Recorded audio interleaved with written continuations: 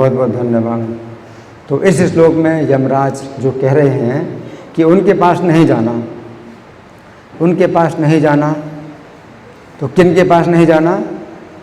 जो जिनकी पवित्र गाथा देवता और सिद्ध लोग भी वर्णन करते हैं, जिनकी पवित्र कथा का वर्णन देवता लोग और सिद्ध लोग भी करते हैं, जो साधु हैं, समदर्शी हैं और भगवान के शरणागत हैं, उनके पास नहीं जाना। तो अब क्या समझे? अजामिल क्या ऐसे हैं? अजामिल तो बहुत पापी हैं। तो यहाँ अजामिल की बात करी जा रही है या विष्णु दूतों की बात करी जा रही है? तो यहाँ तो लगता है कि विष्णु दूतों की बात करी जा रही है, क्योंकि जो विष्णु दूत हैं, भगवान विष्णु के दूत हैं, उनकी ही जो है पवित्र कथा देवता लोग और सिद्ध लोग भी गाते हैं, और वही साधु हैं, समदर्शी हैं और भगवान के शरणागत हैं।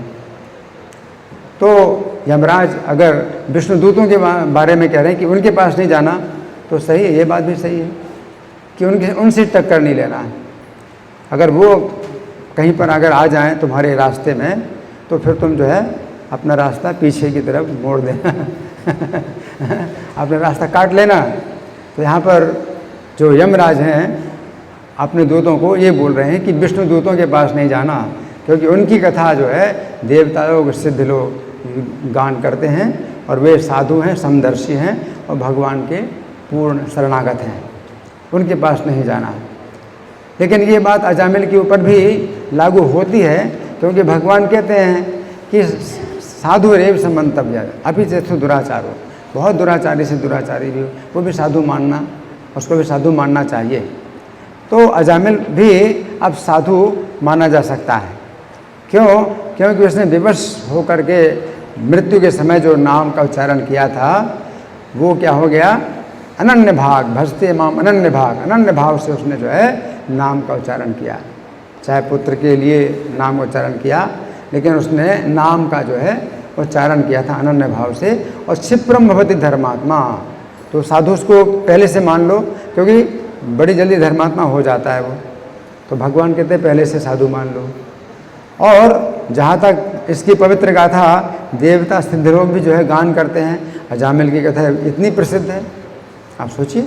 तो अगर इस बात को अजामिल के लिए अगर समझें कि अजामिल के लिए कह रहे हैं यमराज, तो ये भी सही है, क्योंकि अब इस समय जो है अजामिल की जो कथा है वो कितनी प्रसिद्ध हो गई, कितनी प्रसिद्ध हो गई है। भागवत का भी जो है जब पहचान होती है कि भागवत पुराण जो है सब पुराणों में अलग है, तो कैसे अलग है? इसमें अजामिल की कथा है। भागवत पुराण जो है दूसरी पुराणों से इसलिए अलग मानी जाती है, इसमें अजामिल की कथा है। तो अजामिल की कथा के कारण भागवत का जो है मतलब बड़ा सम्मान हो रहा है।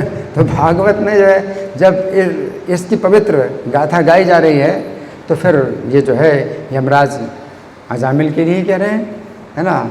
साधवा समदृशो भगवत प्रपन्ना, और बिल्कुल सचमुच वो जो है साधु, समदर्शी और भगवान के प्रति समर्पित हो गया। क्योंकि आगे चल करके उसने तुरंत ही वेश्या को छोड़ दिया, अपने घर को छोड़ दिया, अपना कान्यकुब्ज का जो शहर उसको छोड़ दिया, हरिद्वार में आ गया, विष्णु मंदिर में आ गया, पूर्ण रूप से भगवान के समर्पित हो गया। तो इस तरह से जो है अगर देखा जाए तो अजामिल के लिए भी यमराज कह रहे हैं, क्योंकि आगे चल करके ऐसा होता है। प्रभुपाद कहते थे कि अगर पंखे का स्विच बंद कर दिया और पंखा चल रहा है, तो आप क्या कहते हैं? पंखा बंद हो गया। कोई कहता है कि पंखा तो चल रहा है, आप कहते हैं नहीं पंखा बंद हो गया। तो क्यों कहते हैं? आपको पता है कि अब तो पंखा बंद हो जाएगा, स्विच बंद कर दिया। उसी प्रकार से अजामिल यद्यपि बहुत पापी है, अभी वो जो है भगवान के पूर्ण समर्पित नहीं है और समान दृष्टि वाला नहीं है, लेकिन तो भी साधु रेव समंतव्य, भगवान कहते हैं साधु उसको मान लो, साधु मान लो, है ना? क्यों साधु मान लो? क्षिप्रम भवति धर्मात्मा, बहुत जल्दी वो धर्मात्मा बन जाता है। इसलिए हमारे जो है अंतर्राष्ट्रीय कृष्ण भावना संघ में भी कुछ भक्तों को अजामिल का नाम दिया जाता है, दीक्षा में अजामिल का नाम दिया जाता है क्यों दिया जाता है? क्योंकि बिल्कुल साधु, समदृष्टि और भगवान को समर्पित हो गया। तो पहले के जीवन में जो कुछ भी रहा हो, कोई भी व्यक्ति जो है अगर अपने जीवन को बदल दे, तो अब जो है ये नहीं देखा जाता कि पहले ये कैसा था, है। अब आप ये नहीं कहते कि पहले तो ये शराबी था, ये तो पहले व्यभिचारी था, ये तो दुराचारी था, ये था वो था। इस समय क्या है, वो हरे कृष्णा ज्वाइन कर लिया उसने और अब तो पूर्ण तरह से समर्पित है।